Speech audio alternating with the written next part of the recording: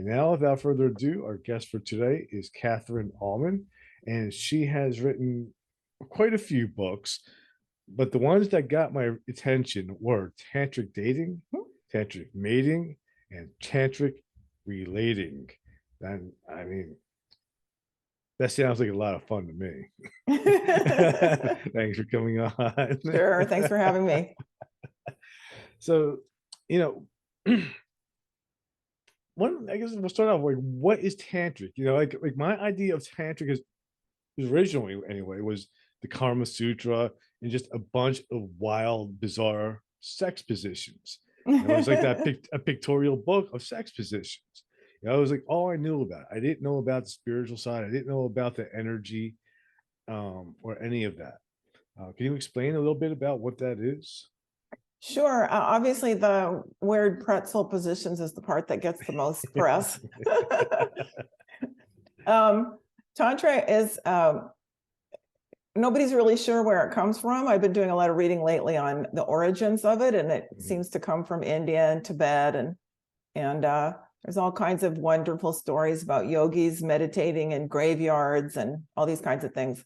But modern day Tantra is really what Osho, who's a Tantra spiritual master, describes it as. Basically, there's two kinds of spiritual paths. There's the kind that most of us grew up in, which is like, this is holy and this isn't. This is sacred and this isn't.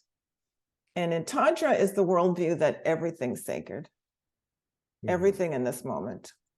Everything, our bodies, our desires, what we want. And then included in this is sex is sacred. And I don't know about you, but I did not grow up in a spiritual path that thought sex was sacred. I definitely did not. No, I was shamed. Exactly. Most of us were. And if you want to get to heaven, which is in the future, you better not have desires. You better not have sex unless you're married with the lights out. And, it's shameful. And so Tantra said, none of this is shameful. But the anti-pleasure people did not like the fact that Tantrics were saying that sex is sacred along with everything else. So that's the part that started getting the most attention, because to say that sex is not bad or nasty or to be enjoyed, that needs to be shut down by those kind of anti-pleasure people. So I got to be the reputation of it also, since it holds sex as sacred, it's done in a different way than regular conventional sex. And the reputation that Tantra has great sex is true.